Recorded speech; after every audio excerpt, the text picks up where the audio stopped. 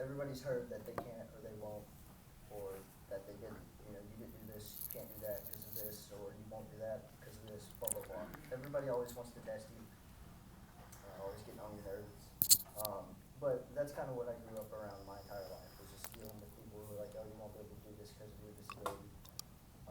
My parents growing up were like, hey, we'll probably never really be able to play sports growing up, just because of your disability, it's different. So I'm sure everybody's taking biology knows how Punnett squares work and dominant recessive genes, right? Big R, little r. So the way mine works is it's not dominant or recessive. So I get it from my mom's side of the family, and the way it works is since my mom had it, I had a 50-50 of getting it.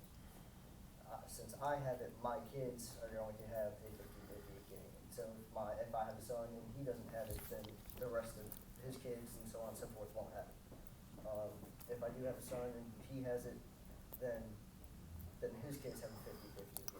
So it's not like a dominant recessive thing, it's just kind of there. And the way it works is it's called arthrogryposis type 2B. I'm sure none of you have heard about arthrogryposis.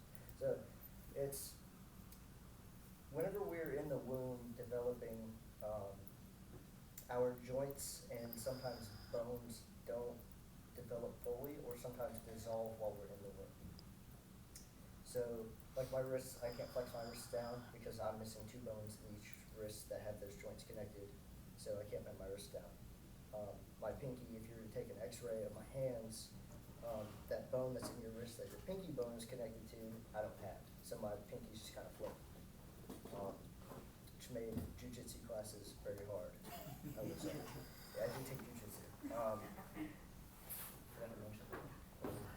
Strong. Saving the best for last. Little lore drop, I guess. Yeah.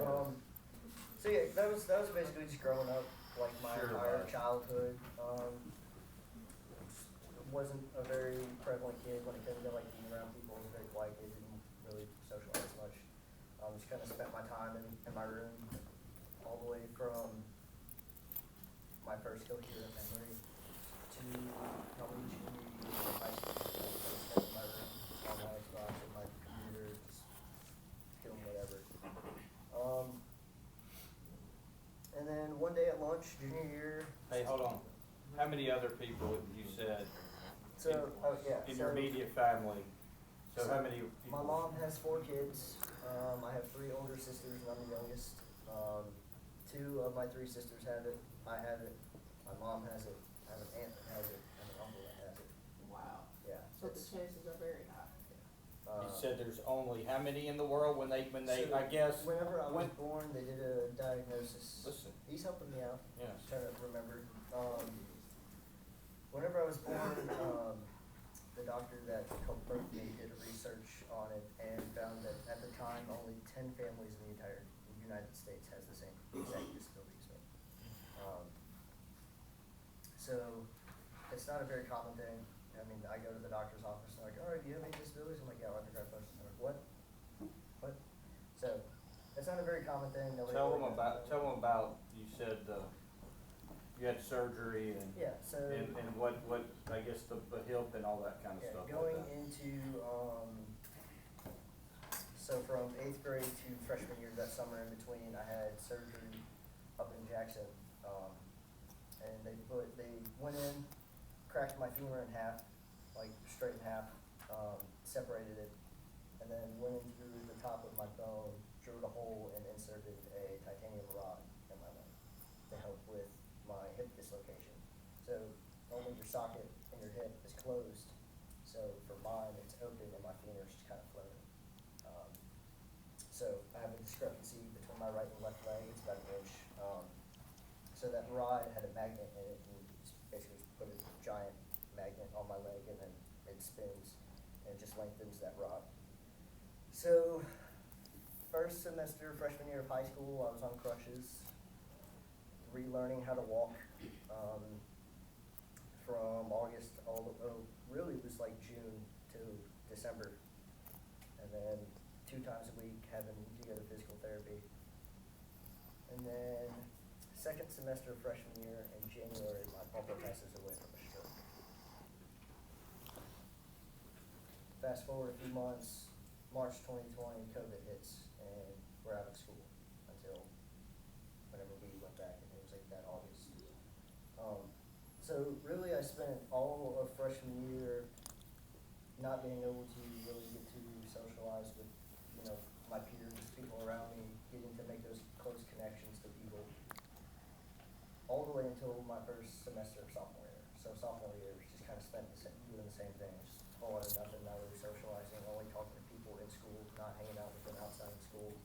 I never really had a best friend until probably the end of junior year in high school.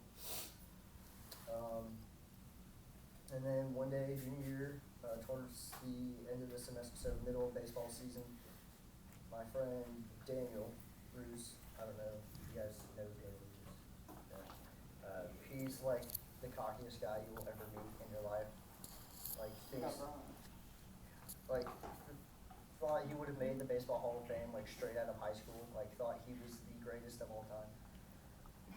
He comes and he like slams his tray down, food goes flying everywhere, and he's like, I'm tired of losing. I'm tired of our team not being a close connected team. I'm tired of us, just not having a close relationship on the field, and it shows.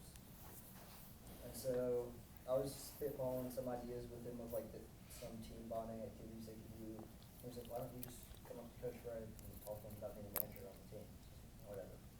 So like the Friday that week, I went up to Coach Fred. I was like, hey, I'm interested in becoming a manager for the baseball team. He's like, what do you need from me? I was like, is there anything I need to do to get acclimated? He was like, sure, just write up a little document saying like why you think you'd be a good fit, what you could bring, and just some ideas you have.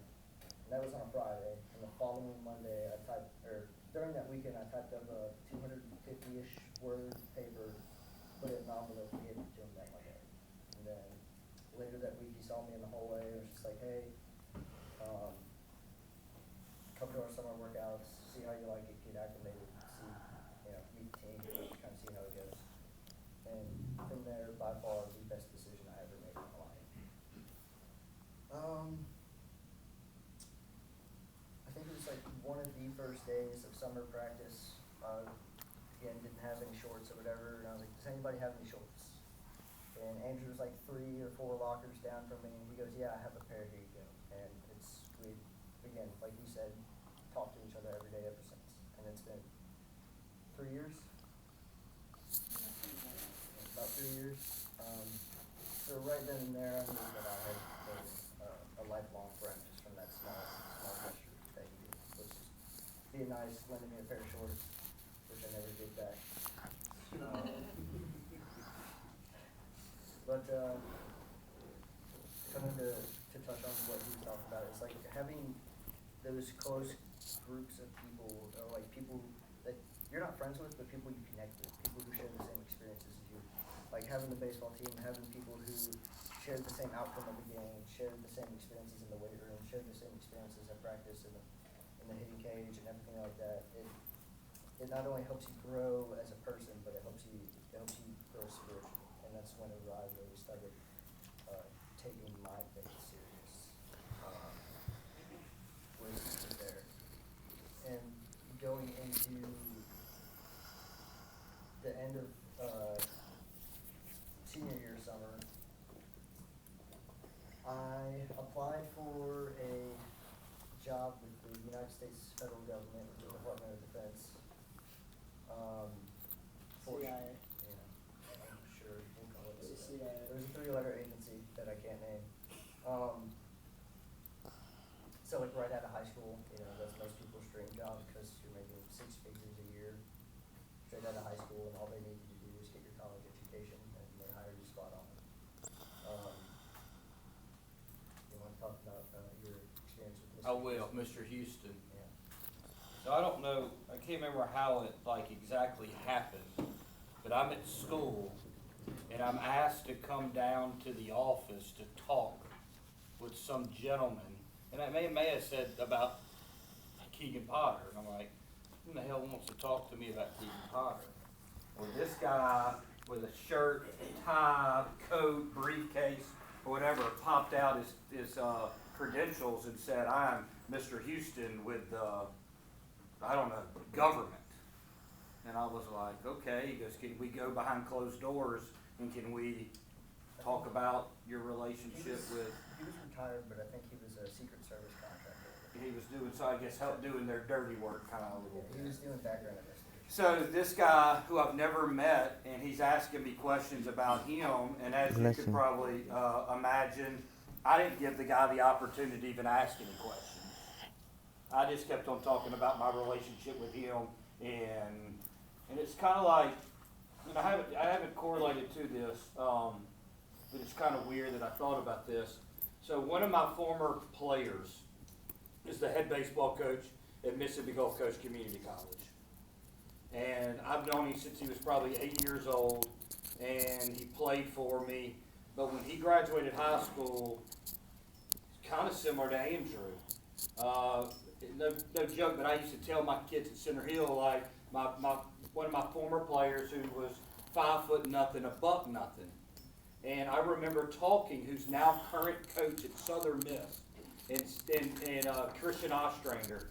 And I talked for 45 minutes to the coach at Southern Miss, who was the coach at Jones, because I thought I had to sell Zach Allen, because if you looked at him, he wouldn't pass the eyeball test for a college baseball player. And I didn't think about it at the time when I was talking to Mr. Houston, but I thought I had to sell this guy, because if you ran into him today or tomorrow or whatever else in life, no disrespect to him, but you're going to be like, how's this guy going to do? Isn't that how we judge people? By its cover, so to speak? So I sat there and talked to the point that Mr. Houston says, all right, Coach, I'm done here. I've gotten enough information from you. Like, he just basically said, this is done. Like, not being mean, like, if I won't stop this meeting, you're not going to stop talking. And it gave him the opportunity to go and be a part of this program and move to Maryland, right outside of D.C., and as he'll describe it probably, just where people thought that he would actually be.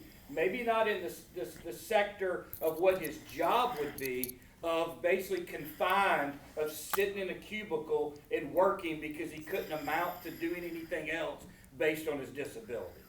So I helped him get into the CIA, I guess. I don't know. There you go. Okay. So, I mean, being in baseball, we did a lot of like charity work, a lot of volunteer work, and just, I went into college with like 800 hours of community service, and, you know, community service kind of helped me realize that I like to give back to people. I don't like to do things for myself, because it makes me feel better about myself. I like to help other people have a better day on a bad day. So, Look at Q Dogs. Yeah. He's not. All right. Well, okay. I didn't know this. Okay. So Madison, there's fraternities and sororities, right? Yeah.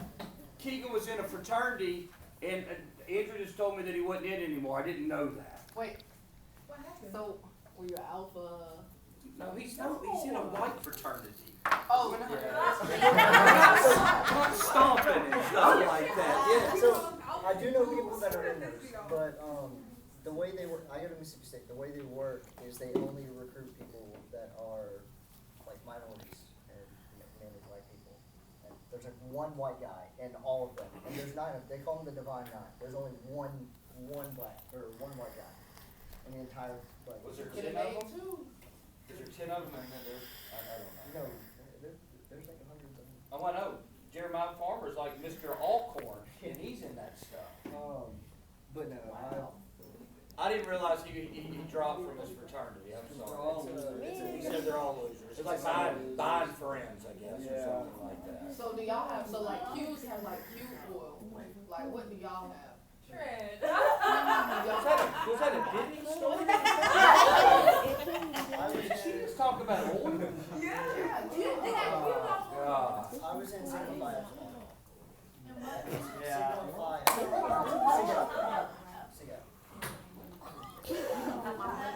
So, We wanna know more about the fraternity. he just decided it wasn't for him.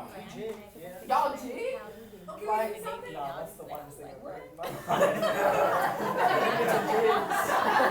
You had a dance? Listen, if Bushy's not playing, I'm not dancing. Who? Boosie? Yeah. Little Boosie? You ratchet. So, can you dance? Can we put some Boosie on? I'm not gonna do that to you, Keegan. Crucify me in Louisiana. What is it? I saw Boosie one time at the Grand Casino, and he was out there by the pool smoking blunts, and they didn't even know who he was. I'm like, that's little Boosie, free Boosie. Yeah, he just be in jail, you know. Anyway, so what we got? We got about 10 minutes or 15 minutes or whatever it is. 15 minutes. It's 2:07. So, do y'all have any questions for these two guys? Here we I go. just want to know what's on his arm. Oh, that's a good question. My arm? Yeah. It's my tattoo. So before my dad got really on his medication, right? We used to text back I saw things like "I love you more," but my last name is spelled Moore. So I got him to write down "I love you more," and it's his signature under it. Yep. Cool. I love you more. Moore. That too many O's?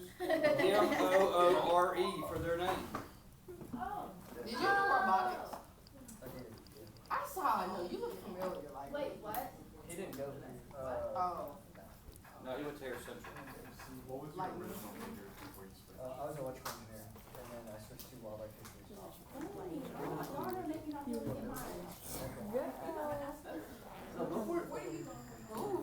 What am I going for? Mechanical engineering. You did go to North Carolina? Okay. So y'all are used to it. Huh? He's going to South Alabama. He's going to Mississippi State. All right, Madison's got a question. Analia Osby. She just graduated. We're going to South together. Wow. They're looking you up over there. Y'all are gonna find 5 different Instagram accounts. It's okay, we know which one. When I take him and say it's about to go down, just know. What's her name? Analia. How you spell it? Analia. That's very No.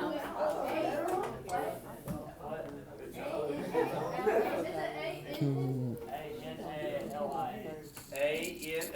ANALIA.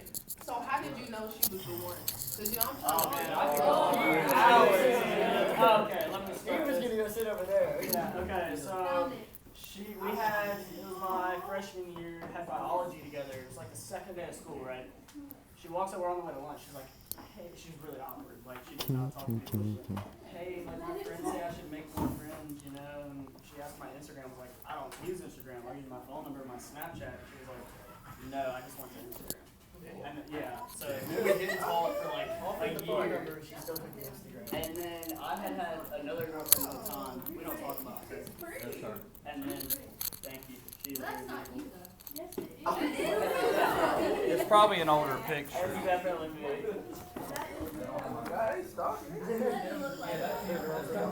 You're not worried about his work. You're not worried about anything.